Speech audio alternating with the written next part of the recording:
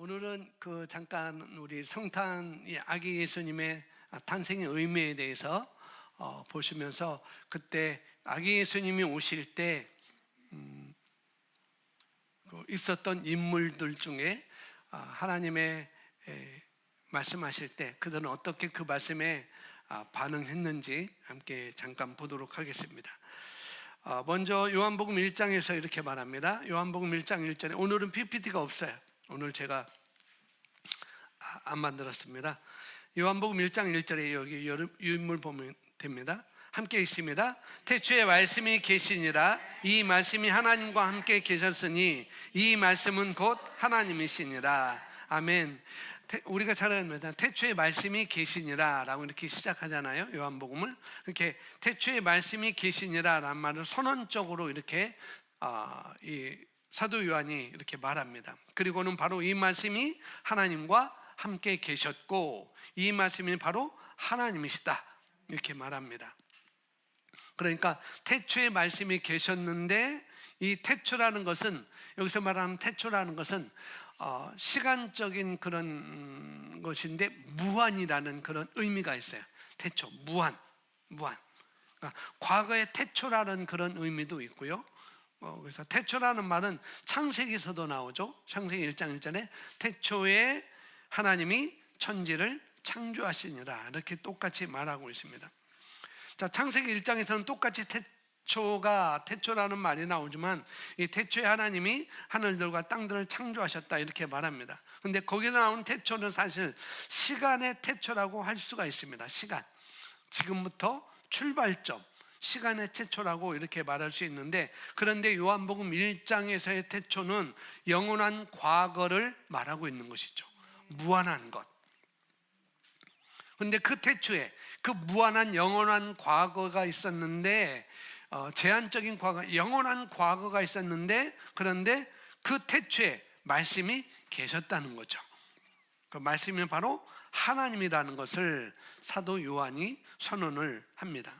그러면서 1장 2절에 그가 태초에 하나님이 함께 계셨고 만물이 그로 말미암아 지은 바 되었으니 지은 것이 하나도 그가 없이는 된 것이 없느니라 이렇게 말씀하고 있습니다. 그러니까 이 창조된 이 우주 그 모든 이 창조된 모든 것이 그분으로 말미암아, 여기서 그가 없이는 예수님이죠. 그러니까 예수님으로 말미암지 않고는 창조된 것이 하나도 없다 이렇게 말씀을 하고 있습니다. 다시 말해서 그분이 창조주라고 선포합니다. 하나님이 창조주이고 그 다음에 우리가 잘 알고 있는 그 창세기 1장에 우리가 우리의 형상대로 우리의 모양을 따라 사람을 만들자라고 할 때 우리라는 단어, 거기에는 바로 성부 하나님, 삼위일체 하나님, 성부 하나님, 성자 예수님, 성령 하나님을 말씀을 하고 있는 것이죠. 그러니까 그가 없이는 할 때 그는 바로 성자 예수님을 말씀하고 있는 거예요. 그러니까 하나님이 창조주이시지만 그 가운데 예수님도 창조할 때 함께 사역했던 그런 창조주라고 이렇게 선포를 하고 있는 것이죠. 그러면서 1장 4절에 그분 안에 생명이 있었고 하나님의 자신이 영원한 생명이 있었는데 그 하나님 그 자신 안에, 예수님 그 자신 안에 영원한 생명이 있었는데 바로 그 생명이 바로 사람들의 빛이다 이렇게 말씀을 하고 있어요. 그런데 우리가 오늘 말씀을 주목할 말씀은 그런 말씀도 있지만은 요한복음 1장 14절 말씀이 되겠습니다. 요한복음 1장 14절 함께 있습니다. 말씀이 육신이 되어 우리 가운데 거하심에 우리가 그의 영광을 보니 아버지의 독생자의 영광이요 은혜와 진리가 충만하더라. 아멘. 자, 이 말씀은 하나님께서 사람과 연합을 위해서 오신 것을 말씀을 해주고 있습니다. 이 말씀, 하나님이신 그 말씀이, 로고스인 그 말씀이, 여기 말씀은 그리스어 헬라어로 로고스라고 쓰여져 있어요. 이 로고스인 이 말씀, 그리스도가 말씀이 육신이 되셨다, 이런 말씀이 있고, 이 말씀이 우리 가운데 거하심에 이렇게 말씀하고 있어요. 우리가 그 영광을 보니 하나님의 독생자의 영광이요 은혜와 진리가 충만하더라라고 이렇게 말하고 있습니다. 여기 써놨는데, 여기 거한다는 것은, 거한다, 거하심의 원어는 스코노로로 우리 사이에 장막을 치셨다라는 그런 뜻입니다. 그러니까 원어의 의미는 텐트, 천막, 장막이를 이렇게 말하고 있죠. 거한다는 것은, 그러니까 천막을, 장막을, 텐트를 친 것입니다. 그분이 오셔서 우리 가운데 영원히 거하시는 텐트가 되셨다는 거예요. 영원히 거하시는 그런 장막이 되었다라는 그런 말입니다. 그리고 그 말씀이 육신이 되어, 성탄은 그래서 거룩한 탄생의 그러한 진정한 의미라고 볼 수가 있습니다. 우리 가운데 거하시려고, 우리의 텐트가 되어주시려고, 우리의 장막이 되시려고, 되어주시려고 그분이 오셨다는 것. 여기 큰 제목처럼 하나님께서 사람과 연합을 위해서, 하나됨을 위해서 오셨다는 것이 바로 성탄의 어떤 진정한 의미라고 볼 수가 있는 거라는 거죠. 다시 말해서 하나님이 사람이 되었다는 것, 말씀이 육신이 되었다는 것. 하나님이, 이 말씀은 곧 하나님이시다라고 말하니까 말씀이 사람이 되었다는 것, 그것을 우리는, 제가 가로 열고 있는데 성육신이라고 합니다. 사육신이 아니고 성육신이에요. 사육신 우리 아들 배웠을 텐데 성육신이라고 합니다. 성육신이라는 것은 영어로는 인카네이션이에요. 인카네이션. 그러니까 카네이션이라는 것은 육신이라는 뜻입니다. 카네이션, 육신이라는 그런 뜻인데, 그래서 육신이 되셨다는 거예요. 성육신할 때 여기서 앞에 성은 이룰성자, 한자로 이룰성자를 쓰고 있어요. 그러니까 단순하게 그분이 말씀이 로고스가 하나님이 육신이 되셨다, 그런 뜻이 바로 인카네이션이라는 거죠. 성육신, 그런 의미를 갖고 있습니다. 자, 이것은 어떤 의미가 있느냐? 이 요한복음 1장 14절은 우리에게 어떤 의미가 있느냐 하면은, 말씀이 육신이 되었다, 이것은 무한하신 하나님이, 아까 태초에는 무한이라고 그랬잖아요. 영원한 것. 그러니까 무한하신 하나님이 유한한 사람이 되었다는 것을 1장 14절에서 볼 수가 있는 것이죠. 그러니까 예수님은 사람으로서 유한하셨다는 거예요. 무한하신 그분이, 영원하신 그 예수님이 이제 사람으로 오셔서 육신이 되어서 어떻게 해요? 유한한 존재가 되었다는 거예요. 그래서 그분은 배고프셨어요.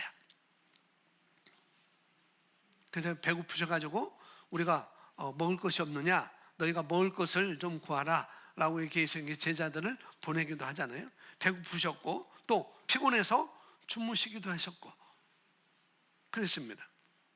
그 다음에 여기 있다가 저기 있다, 동시다발적으로 그분은 계시지 못했습니다. 나중에 부활한 후에 그분은 동시다발, 여기 있다가 순간 이동하는 그런 부활의 몸을 갖고 있었던 것은 부활 이후에 있었죠. 근데 부활 이전에 예수님이 인간으로 사람이 되셨을 때는 이분은 제한적이었어요. 여기 있다가 갑자기 서울에 있는 분이 아니었습니다. 왜? 육신을 갖고 있기 때문에. 예수님은 그런 분이었다는 거죠. 그러니까 시공을 청원하신 분이 아니고 뭐예요? 사람으로서는 제한을 받으신 분이 바로 아기로 오신, 이 말씀이신 육신으로 오신 분이었다는 거죠. 하나님은 무한하신 하나님인데 시간과 공간을 모든 것을 통하여서, 그런데 그분은 창조하신 분인데, 그런데 뭐예요? 피조물 중에 하나가 되셨다는 것입니다. 우리는 피조물이잖아요. 그죠? 새로운 피조물. 근데 그분이 사람이 되셨어요. 피조물이.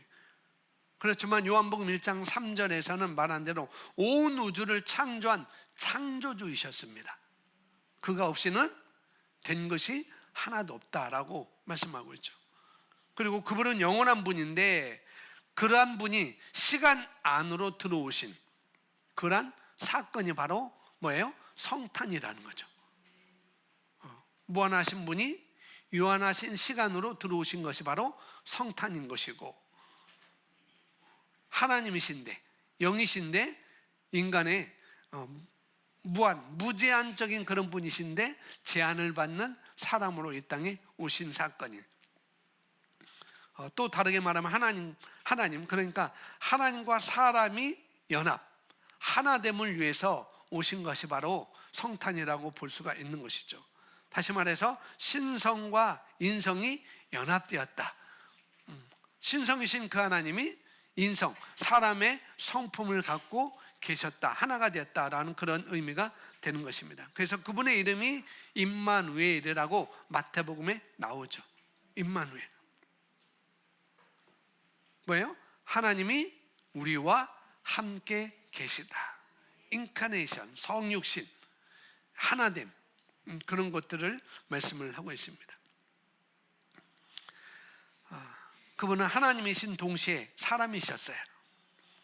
그런 분으로 하나님과 사람이 하나됨, 연합된 것이죠. 신성과 인성이 연합된 것입니다. 말씀이 육신인데 우리 가운데 거하심에 또 다르게 말하면은 하늘과 땅이 연결된 것입니다. 하늘에 계신 그분이 어떻게 해요? 그분은 하나님의 본체이시나 빌립보서에 말씀하고 있잖아요. 그러니까 하늘과 땅이 연결된 것이죠. 하늘이 땅과 연결된 것을 지금 이 14절에서 볼 수가 있습니다. 야곱이 도망갈 때, 야곱이 형 누구죠? 에서한테 죽을까봐 도망갈 때 베델이라는 곳에 가서 돌을 베개 삼아, 그 다음에 이슬을 이불 삼아 자요. 근데 거기서 꿈을 꿉니다. 어떤 꿈이냐? 사닥다리가 하늘에서 땅까지 있는데 천사가 오르락내리락 하는 것. 그건 뭐냐면은 하늘과 땅이 연결된 것을 그걸 말하고 있습니다. 바로 말씀이 유신이 되신 것. 하늘과 땅이 연결된 것을 여기서 또 우리가 볼 수가 있는 것이죠. 그래서 성경의 모든 비밀은 사실은 연합 하나됨의 비밀이라고 볼 수가 있습니다. 아멘. 하나님과 사람의 연합, 그리스도와 교회의 연합. 그래서 우리가 인간관계에서 부부가 결혼하는 것이 연합이잖아요. 연합. 이것이 하나의 비유로 우리가 볼 수가 있는데 이것처럼 주님께서 태어나신 것도 사실은 아까 말한 것처럼 하나님과 사람의 하나됨, 그것을 말하고 있습니다. 신성과 인성이 연합된 이야기, 하늘과 땅이 연결된 이야기, 이것이 바로 성탄이라고 볼 수가 있는 것이에요. 그래서 성육신, 크리스마스, 이 성탄의 진정한 의미라고 말할 수가 있습니다. 자, 이제 조금 배경을 바꾸어서 이제는 아기 예수님이 탄생하신 것, 그 탄생 이야기로 나오는 성경을 우리가 보겠습니다. 누가복음인데요. 아기 예수님이 태어날 당시에 베들레헴은 아주 뭐랄까요? 버스에 사람이 많은 걸 뭐라고 하죠? 네? 많다. 네? 만원. 다른 말로 붐볐다. 붐볐다. 이게 사람이 이렇게 붐비지라고 이렇게 말하잖아요. 엘리베이터에 이렇게 엘리베이터 10,000원이라 써져 있지만은 붐빈다는 거예요. 그러니까 당시 예수님이 태어나기 그 당시 이 베들레헴은 온갖 사람들로 다 붐볐다는 것이죠. 그걸 성경에서 볼 수가 있습니다. 자, 누가복음 2장 1절인데 5절까지 제가 읽겠습니다. 그때 가이사 아구스도가 영을 내려 천하로 다 호적하라 하였으니 이 호적은 구레누가 수리아 총독이 되었을 때 처음 한 것이라. 모든 사람이 호적하러 각각 고향으로 돌아갈새 요셉도 다윗의 집 족속이므로 갈릴리 나사렛 동네에서 유대를 향하여 베들레헴이라는 다윗의 동네로 그 약혼한 마리아와 함께 호적하러 올라가니 마리아가 이미 무하였더라? 잉태하였더라. 이미 마리아는 임신했다고 이렇게 말하고 있습니다. 가이사 아우구스투스 들어보셨죠? 아우구스투스 이렇게 말하는데 더 쉽게 하면 로마 황제 줄리어스 시저 옥타비누스를 말하고 있어요. 그러니까 아구스도는 이 옥타비누스의 애칭인 거예요. 애칭. 줄리어스 시저 옥타비누스의 애칭이 바로 아구스도입니다. 성경은 그냥 애칭을 쓴 것이죠. 애칭을. 이 로마 황제 줄리어스 시조 옥타비누스가 칙령, 영을 내렸다는 칙령, 법령을 내렸다는 거예요. 어떤 거예요? 너희 다 호적해. 호적 정리해. 지금 말해요. 지금 주민 거주 실태 조사를 명령을 내린 거예요. 지금 하는 것처럼. 뭐 때문에? 세금을 위해서. 세금을 걷기 위해서 이 아우구스투스가 이렇게 법령을 내린 것이죠. 그렇게 함으로써 세금을 더 거두기 위함이었습니다. 하나님의 계획이 얼마나 세세한지 우리가 여기서 볼 수가 있어요. 당시 요셉과 마리아는 정혼한 상태였습니다. 이들은 앞으로 몇 년 후에는 너희들이 앞으로 부부가 될 거야 하고 그냥 정혼은 한 거예요. 아직 결혼은 하지 않았습니다. 그런데 여기 말씀 보니까 마리아는 이미 성령으로 임신한 상태였다라고 이렇게 우리에게 증거를 해주고 있습니다. 성령님께서 마리아의 태에 아기를 잉태를 시킨 것이죠. 4절에 보면 그 당시 그들은 나사렛에서 거주하고 있었음을 말하고 있습니다. 요셉도 다윗의 집 족속이므로 갈릴리 나사렛 동네에서 유대를 향하여 베들레헴이라는 다윗 동네로 지금 이동을 하게 되는 것이죠. 그리고 5장 이것이 왜 그러냐면은 거기 써놨는데 구약의 예언에 따르면 곧 세상의 메시아가 베들레헴 마을에서 태어날 거야라는 미가서 5장 2절에 그 예언이 있었어요. 근데 그 예언이 이제 성취를 되는 것이죠. 어떻게 이들이 지금 나사렛 동네에서 살고 있는데 이 말씀이 성취가 되기 위해서는 어떤 방법이 있어야 됐다는 거죠. 여기 보니까 요셉과 마리아는 다윗의 족보에 속한 사람들이었어요. 그래서 이 말씀, 이 미가서 5장 2절 말씀을 성취하기 위해서 하나님은 로마 제국을 사용하신다는 거예요. 그것도 조세 제도를 통해서. 하나님께서는 아주 세밀하게 이 우주 만물을 붙들고 계시고 움직이고 계시는 그 하나님을 여기서 또 우리가 볼 수가 있습니다. 당시 조세 제도는 이 요셉과 마리아를 베들레헴으로 돌려보내서 베들레헴에 있을 그 탄생을 어떻게 해요? 성취하기 위해서 그렇게 작용을 한 거라는 거죠. 너무나 기가 막혀요. 하필이면 왜 그때? 하필이면 아우구스투스가 왜 그때 이런 법령을 내렸을까? 이런 알지 못했지만은 이 옥타비아누스는 알지 못했지만은 그러나 그걸 통해서 하나님의 약속의 말씀이 성취되게 하는 것. 이 놀라운 하나님의 계획을 우리가 여기서 이 세계를 통해서 볼 수가 있다는 것이죠. 그러니까 마리아는 다윗의 아들 나단의 계보에 태어났어요. 다윗의 아들이 솔로몬만 있는 게 아니야. 마리아는 다윗의 아들 나단이라는 그 계보에서 태어났고, 요셉은 솔로몬도 다윗의 아들이잖아요. 그러니까 다 마리아도 그렇고 요셉도 그렇고 다 다윗의 왕조의 계보에 있었다는 거죠. 그러니까 솔로몬과 나단이라는 사촌, 형제지간에서 마리아는 나단이라는 집안에서 태어났고, 이 요셉은 솔로몬이라는 그 족보에서 계속 태어나게 된 것이죠. 그래서 이 두 개의 족보에서 내려와서 요셉과 마리아가 이제는 또 만나게 되는 것입니다. 다윗의 왕조로 다 만나게 되는 것이죠. 예수님께서 가지신 그래서 다윗의 아들 그렇게 말하잖아요. 그러니까 이 요셉도 그렇고 마리아도 그렇고 서로 따로는 분리되었지만은 다시 만나게 되어서 이제 예수님이 다윗의 왕조로 다시 임하게 되는 것을 성경에서 증거를 해주고 있어요. 누가복음 2장 5절에 그 약혼한 마리아와 함께 호적하러 올라가니 마리아가 이미 잉태하였더라라고 말씀하고 있습니다. 말씀대로 당시 마리아는 임신 중에 있었어요.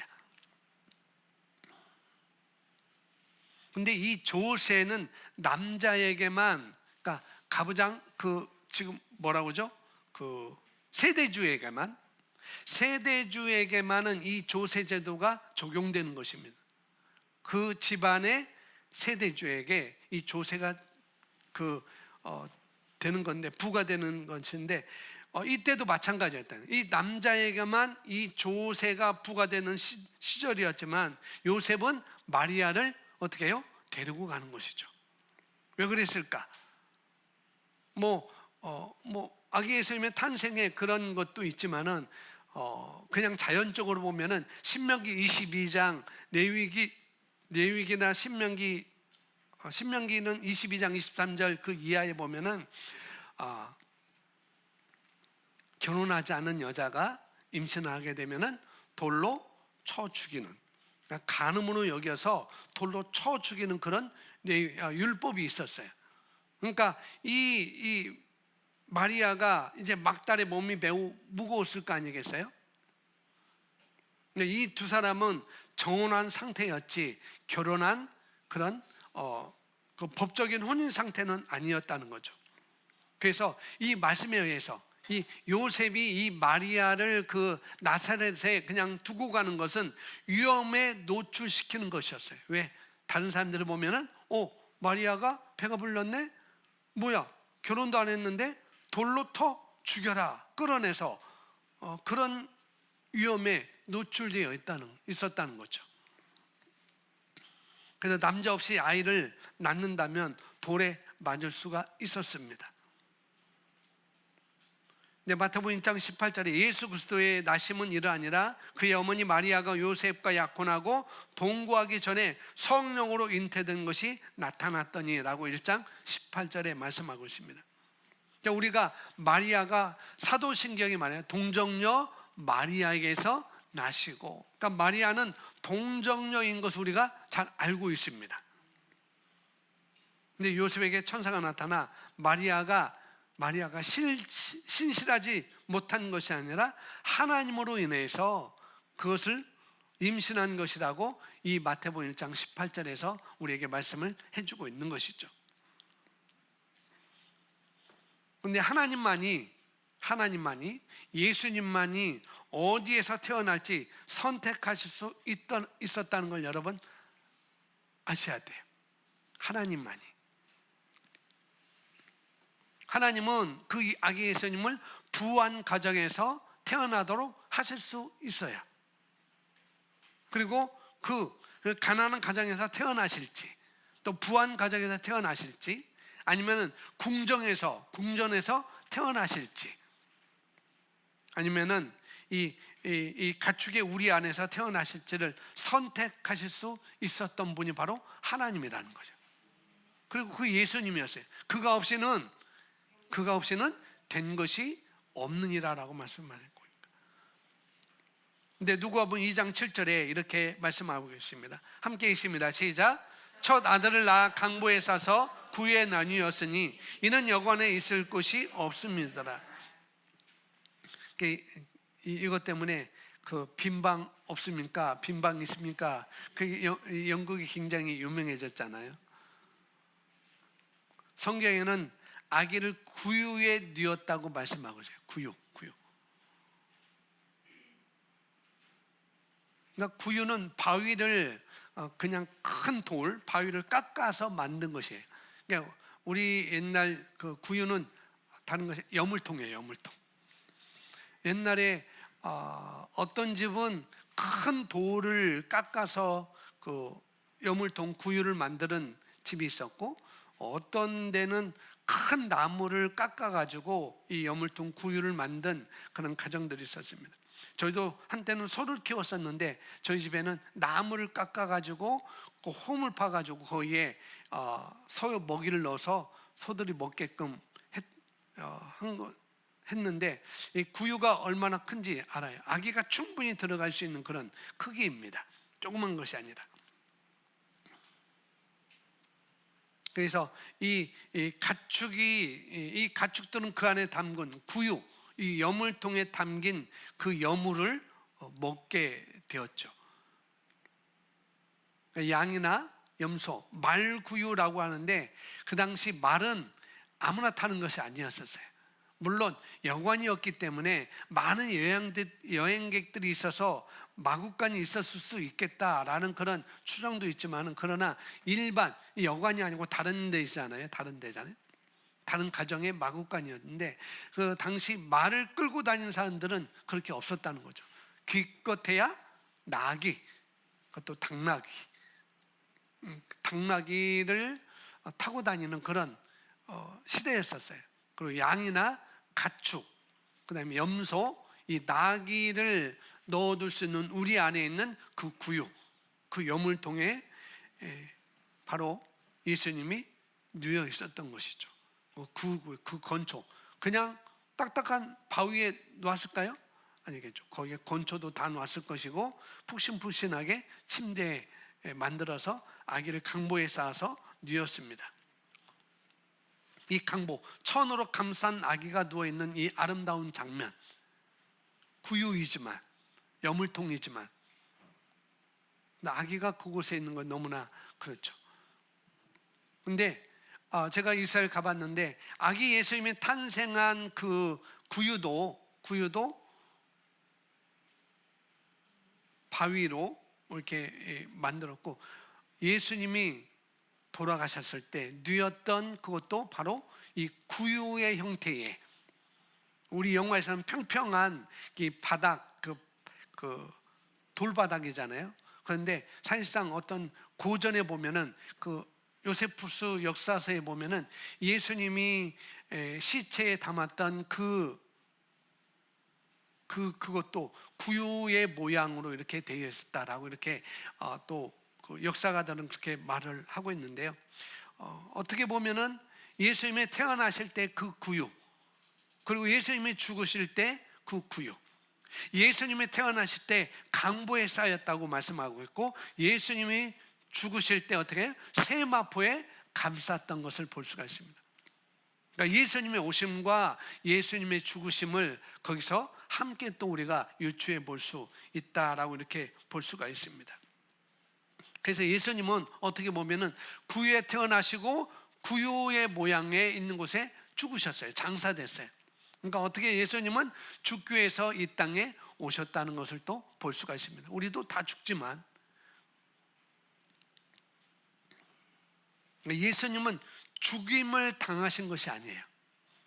어떻게 죽임을 당했다고 얘기하지만은, 그러나 예수님은 죽임을 당한 것이 아닙니다. 아무도 그분의 허락 없이는 예수님을 죽일 수가 없었어요. 내가 지금 천사를 불러서 이들을 처단하지 못하겠느냐라고 예수님께서 이 겟세마네 동산에 잡히실 때 그 말씀을 하잖아요. 그러니까 예수님은 죽임을 당할 수 없는 그런 존재였습니다. 근데 스스로 그 자리에 가시는 것이죠. 하나님께서는 우리의 죄를 위해 그분이 죽도록 보내신 거라는 거죠. 내가 죽어야 되는데 그분이 죽도록 그 예수님을 이 땅에 내보내신 거라는 거죠. 그러니까 누군가는 대가를 지불해야 되기 때문에, 그러니까 우리가 지불할 수 없기 때문에 아무런 죄가 없는 예수님이 지불하셔야 되기 때문에 그분이 오신 거라는 거죠. 여러분, 살인을 저지른 사람이 여러분 집 가에 풀려났다고 생각해 보세요. 살인자가 여러분 집으로 이사 왔어요. 기분이 좋겠어요? 나쁘겠어요?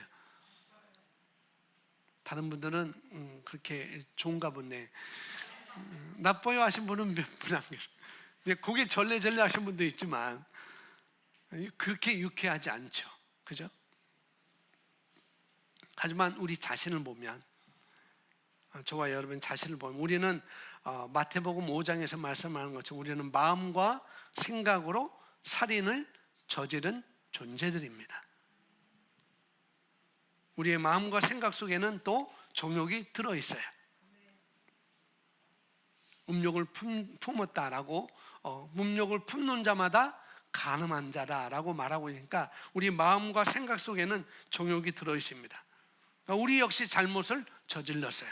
그런데 요한복음 1장 14절에 우리 가운데 거하시려고, 우리가 성범죄자가 우리 옆집으로 이사 왔다. 그럼 시위하고 시청에 민원 올리고 그러잖아요. 살인자가 내 집으로 이사 왔다. 그것도 전과, 살인으로 전과, 구범이 우리 집으로 이사 왔다. 끔찍하잖아요. 근데 살인자인 나에게, 성범죄자인 나에게 예수님이 찾아오셨다는 거, 놀라운 일이라는 거죠. 끔찍한데 그분이 아무런 조건 없이 우리에게 찾아오셨다는 거. 우리는 겉을 보지만 하나님은 뭘 보신다고 그랬어요? 중심을 보신다고 그랬잖아요. 우리의 마음의 중심을 보신 하나님. 우리 모두는 큰 죄인이었고 우리 모두에게는 뭐예요? 그래서 우리는 죄인이었기 때문에 우리 모두에게는 예수님이 필요했던 거예요. 하나님은 그 아들을 죽게 하시기 위해서 이 땅에 보내십니다. 강보에 쌓인 누이, 아기 예수님. 그리고 예수님이 죽으신 후에 세마포로 싼 그 예수님의 모습은 같은 모습이라는 거죠. 근데 성경은 온 땅이 하나님의 아들들이 나타남을 고대하고 있다라고 로마서 8장에 말씀하고 있습니다. 로마서 8장 19절에 우리 함께 읽겠습니다. 시작. 피조물들이 고대한 바는 하나님 아들들이 이 땅에 너무나 죄악이 많이 있기 때문에 이제는 하나님의 아들들이 나타난 것을 이 모든 피조물이 지금 고대하고 있다는 거죠. 너무나 고통스러워하고 있는 이 시대에 지금 하나님의 아들들의 나타남을 고대하고 있습니다. 그 하나님의 아들들 위에 하나님의 은총이 머물러 있는 것이죠. 아까 요한복음 1장 말씀이 육신이 되어 우리 가운데 거하심에, 말씀이 육신이 되어 우리 가운데 거하심에 우리에게 텐트가 되셨다는 것. 우리가 그의 영광을 보니 아버지의 독생자의 영광이요 그 다음에 은혜와 진리가 충만하더라라고 말씀하고 있어요. 하나님의 아들들 위에 뭐예요? 은혜와 진리가 충만하다는 것. 그러니까 우리 안에 그 하나님의 아들들 우리잖아요. 하나님의 딸들 우리잖아요. 우리 안 하나님의 진리가, 하나님의 은혜가 지금 머물러 있는 거예요. 왜? 그분이 우리 육체 가운데 오셨기 때문에. 말씀이신 하나님이신 그 예수님이 인간의 모습으로 우리에 오셨기 때문에 그분은 은혜와 진리가 충만했다고 합니다.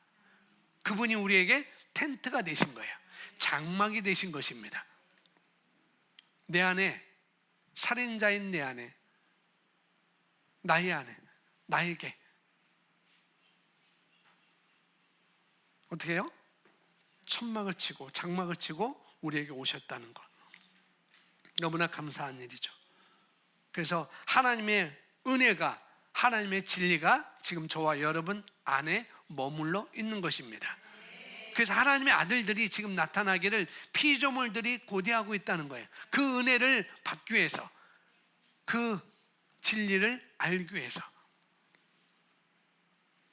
자, 누가복음 3장까지 성탄에 관한 이야기가 쭉 나옵니다. 1장, 2장, 3장까지 쭉 나오는데, 자, 누가복음 3장까지 나오는 인물들이 있어요. 거기 써놨는데 제가 안 써놨나요? 써놨네요. 말씀에 어떻게 반응하십니까? 그 밑에 누가복음 3장까지 나오는 인물에서 제가 7사람을 써놨습니다. 3장까지 나오는 인물 누구예요? 사가랴, 엘리사벳, 마리아, 요셉, 시므온, 안나, 세례 요한. 이들 7명은 하나님이 귀하게 여기신 자들이었어요. 아주 처음에 나오는 사가랴와 엘리사벳은 세례 요한의 부모입니다. 부모. 사가랴는 그 당시 제사장이었어요. 그리고 그는 제단에 불을 붙이고 있었습니다. 여기 1장 9절에서 말씀하는 것처럼 제단에 불을 붙이고 있는데, 그런데 올라가는 향의 모습은 우리의 기도와 같다고 성경은 말하고 있습니다. 요한계시록 5장 8절에 이 향은 성도들의 기도들이다. 그러니까 사가랴 제사장이 지금 제단에 불을 피우고 있는데 그 향이 올라가는데, 그 향은 요한계시록에는 우리의 기도다라고 말씀하고 있어요. 8장 4대 향연이 성도의 기도와 함께 천사의 손으로부터 하나님 앞으로 올라가는지라 라고 말하고 있는 거죠. 9절부터는 이제 말씀에 반응하는 사가랴의 모습을 볼 수가 있어요. 9절에 제사장 전례를 따라 제비를 뽑아 주의 성전에 들어가 분향하고, 그러니까 제사장의 전례를 따라 제비를 뽑았어요. 근데 제비를 뽑았는데 뽑힌 사람이 누구냐? 바로 사가랴였다는 거죠. 그래서 사가랴가 성전에 들어가 분향하고 모든 백성은 그 분향하는 시간에 밖에서 기도하니 주의 사자가 그에게 나타나 향단 우편에 선지라. 사가랴가 제단에 불을 붙이고 있었어요. 그래서 제단 오른편에 천사가 나타났다라고 말하죠. 그는 가브리엘 천사였습니다. 그러니까 가브리엘이라는 이름은 바로 가브리엘, 엘은 바로 하나님이에요. 엘로힘 할 때 바로 엘은 바로 하나님을 의미하고 있습니다. 히브리어로. 엘은 하나님, 가브리는 뭐래요? 권능을 의미해요. 히브리어. 그러니까 하나님의 권능, 하나님의 권능을 가진 그 천사가 지금 내려와서 사가랴에게 지금 말을 하고 있는 것이죠. 12절부터 14절까지 함께 있습니다. 시작. 사가랴를 보고 놀라며 무서워하니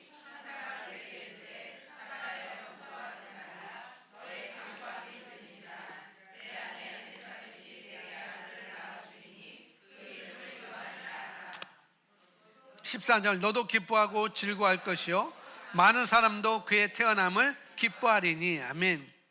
이 가브리엘 천사가 나타나 말합니다. 너에게 아들이 있을 것이야, 그렇게 말하죠. 그리고 수많은 자들이 그의 탄생을 기뻐할 거야. 그러면서 15절에 이는 그가 주 앞에 큰 자가 되며 포도주나 독한 술을 마시지 아니하며 모태로부터 성령의 충만함을 받아. 와, 대단하죠. 모태로부터 성령의 충만을 받아. 엄청난 이런 세례 요한이었어요. 그 16절 이스라엘 자손을 주 곧 그들의 하나님께로 많이 돌아가게 하겠습니다. 누가요? 세례 요한이. 그러면 17절 그가 또한 엘리야의 심령과 능력으로 주 앞에 먼저 와서 아버지의 마음을 자식에게, 게으른 자들의 의인의 슬기를 돌아오게 하고 주를 위하여 세운 백성을 준비하리라 라고 말씀하고 있습니다. 여기 말씀에 15절에 그는 하나님 보시기에 큰 자가 될 것이다 라고 말하고 있어요. 그리고 그는 불순종을 의로운 자의 지혜로 돌이킨다.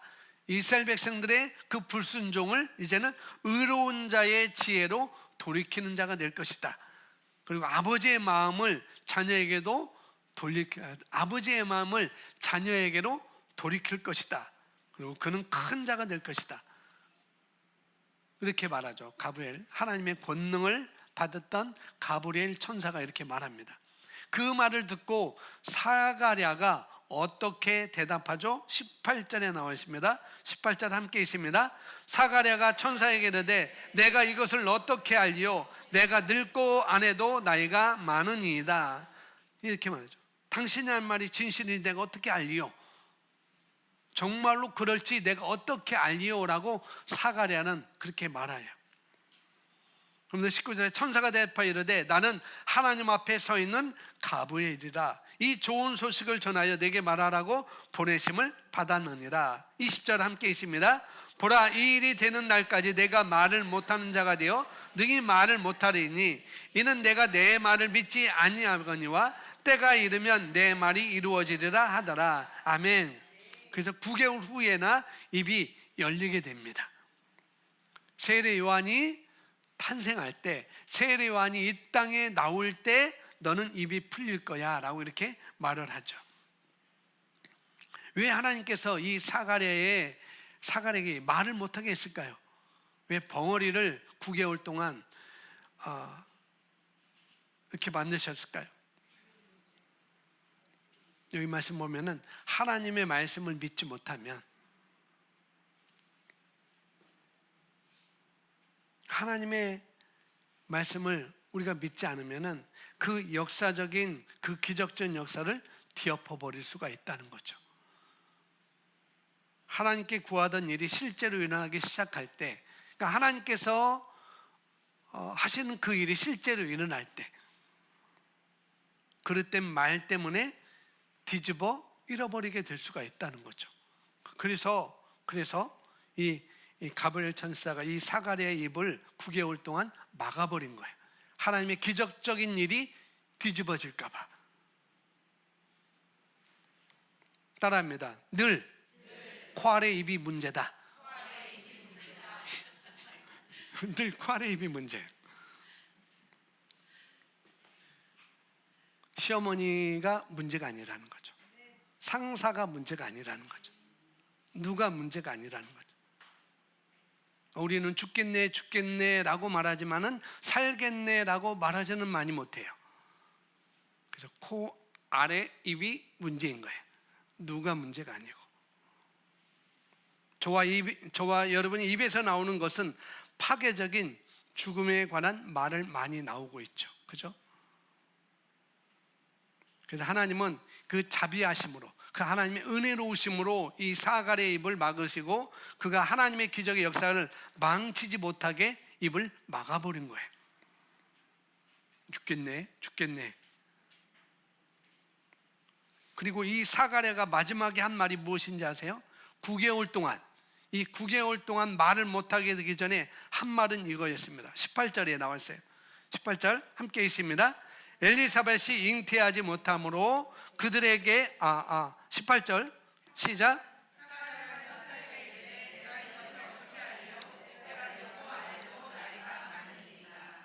내가 뭐하고? 내가 이것을 어떻게 하려? 내가 늙고 아내도 나이가 많으니이다. 말씀드려요. 하나님은 그런 소리를 듣기 싫어하십니다. 아세요? 그러니까 사가랴가 그런 말을 하니까 그런 말을 듣기 싫어했던 거예요.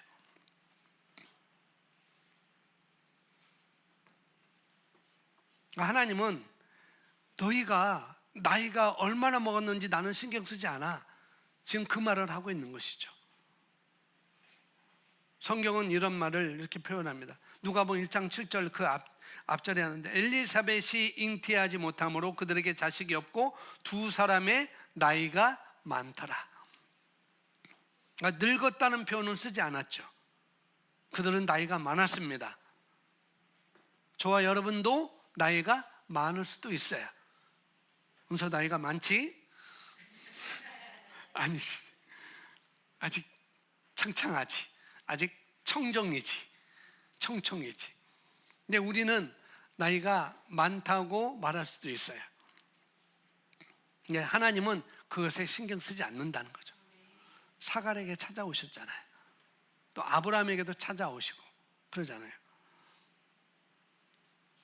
나는 지금 70세인데, 나는 60세인데, 나는 70세인데, 나는 80세인데 라고 하실 수 있어요.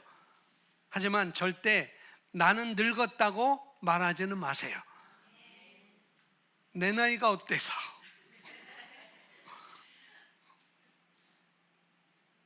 그러니까 늙었다고 말하지는 말라는, 나이는 70일지라도 나는 늙었어 라고 말할 필요가 없다는 것이죠. 왜? 하나님께는 불가능이 없기 때문에.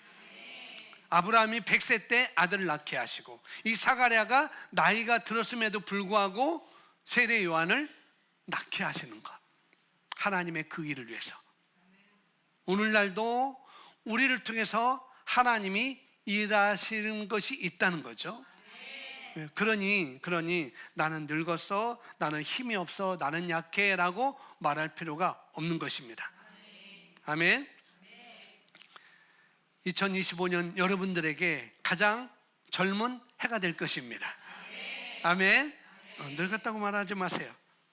천사가 사가랴에게 한 말을 여러분에게 드립니다. 1장 19절에 천사가 대답하여 이르되 나는 하나님 앞에 서 있는 가브리엘이라. 이 좋은 소식을 전하여 내게 말하라고 보내심을 받았노라. 보라, 이 일이 되는 날까지 내가 말을 못하는 자가 되어 능히 말을 못하리니 이는 내가 내 말을 믿지 아니하거니와 때가 이르면 내 말이 이루어지리라 하더라. 그럼 나도 시험해 볼까? 죽겠네 나도 시험해 볼까? 나는 지금 못해요. 이것이 내가 어떻게 이루어지겠습니까? 나도 9개월 동안 벙어리가 되어볼까? 시험을 해보세요. 이게 벙어리가 되는 게 아니고 지금 우리 시대는 물론 벙어리가 될 수 있어요. 그러나 이 시대는 우리는 계속 그렇게 말하면 우리는 믿음의 말을 할 수가 없어요. 하나님의 말씀을 믿을 수가 없어요. 지금은 자꾸 나는 못해, 나는 늙었어 라고, 나는 약해, 나는 부족해 라고 말하면은 그 하나님의 말씀이 일하는 그 말씀을 우리는 말하지 못하게 된다는 거죠. 이 시대의 벙어리는 바로 그런 것입니다. 어떻게 보면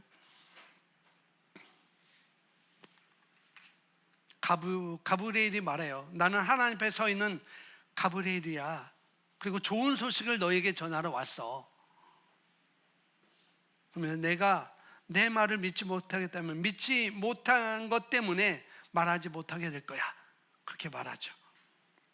그리고 9개월 후에 이 아이가 태어나자, 세례 요한이 태어나자마자 이 사가랴는 다시 입이 열리게 됩니다. 그래서 성경에 기록되어 있어요. 하지만은 마리아의 반응은 달랐습니다. 마리아는 성경 구절은 제가 자세히 써놓지 않지만 역시 이 가브리엘 천사가 그녀에게 와서 이 마리아에게 와서 말합니다. 내 태 안에, 내 자궁 안에 하나님의 씨가 잉태될 거야. 이는 하나님의 아들이라 불릴 것이다 라고 이렇게 똑같은 천사가 와서 말합니다. 하나님이 그 아비 다윗의 왕조를 주실 것이다. 그리고 그의 왕국은 영원할 것이다 라고 이렇게 말씀을 하고 있죠. 그러니까 마리아 대답은 이것이었어요. 어찌 이 일이 이루어지겠습니까? 어찌 이 일이 있으리까? 당신의 말이 진짜인지 내가 어찌 알 수 있겠습니까? 라고 또 같은 말을 하지만 그러나 마리아는 그 일이 이루어질 것을 알았습니다. 이 마리아는. 그래서 마리아가 가진 유일한 질문은 이거였어요. 내가 처녀이며 남자를 알지 못하고 결혼하지 않았는데 어떻게 이 일이 일어날 수 있죠? 그러자 대답은 이것입니다. 성령이 내게 임할 거야. 성령이 일할 거야. 내가 이러는 게 아니고 성령이 일할 거야. 마리아는 그 일이 어떻게 일어날지 물었습니다. 이렇게. 근데 만약이라는 말은 절대 하지 않았어요. 만약. 내가 늙었다는 것, 나는 이런 자라는 것을 전혀 거기에 관심을 두지 않았습니다. 성령이 내게 임할 거야라 그 말에 온통 집중을 한 것이죠. 그리고 38절에 나온 대답이 바로 아름다운 것을 볼 수가 있습니다. 함께 있습니다.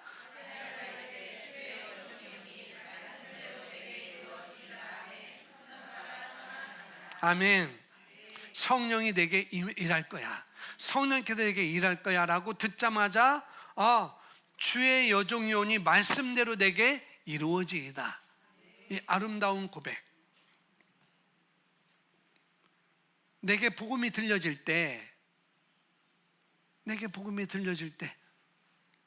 하나님께서 최고의 내년을 주시라는 말이 내게 들려질 때 여러분은 아멘으로 대답하셔야 돼요. 내 형편이 이런데 어찌 그런 일이 있겠습니까? 저를 보세요. 그게 아니라 아멘. 내게 이루어지이다. 그게 바로 아멘이에요. 아멘. 이 마리아는 그냥 내게 이루어질 것이다 라고 하니까 아멘한 것입니다. 성령이 할 거야. 이 시대도 성령님이 일하십니다. 말씀이 일하십니다. 그 말씀에 나는 아멘할 줄 알아야 돼요.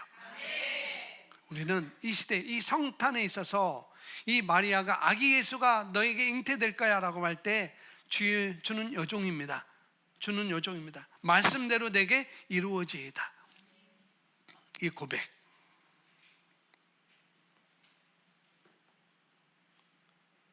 그래서 그 일이 이루어지다라고 말하는 것이죠. 우리가 여러분에게 최고의 해가 앞에 있습니다. 아멘. 혼란스러워도 2025년은 최고의 해가 될 것입니다. 그리고 가장 건강한 해가 될 거예요. 아멘. 그리고 여러분 가정에 가장 최고의 해가 될 것입니다. 여러분 재정의 최고의 해가 될 것입니다. 아멘. 혹시 사가랴처럼 의심하고 계신 분이 있으시다면 손들 필요 없어요. 빨리 바꿔야 돼요. 말씀에 내가 어떻게 반응할 것인지 빨리 바꾸면 됩니다. 여러분 의심되면 말하지 마세요. 사가랴처럼 말하지 마세요. 차라리 입 다물고 그냥 계시는 게 훨씬 신상에 좋습니다. 말씀에 어떻게 반응하십니까? 사가랴일까? 마리아일까? 나는 어떻게 반응할까? 내 상황과 내 여건과 내 부족함과 나의 약함과 관계없이 성령님이 일하심을 믿고 그분이 내게 오셨다는 걸 믿고 말씀이 육신이 되어 나에게 오셨다는 걸 믿고 그분이 나를 도우신다는 걸 믿고 여러분 반응하시기 바랍니다. 아멘. 할렐루야라고 외칠 수 있습니다. 마리아는 할렐루야라고 외친 거예요. 내게 그렇게 될 거야. 할렐루야. 최고의 해가 될 것입니다. 할렐루야. 최고의 가정이 될 것입니다. 최고 행복한 가정이 될 것입니다. 가장 재정이 넘치는 한 해가 될 것입니다. 아멘.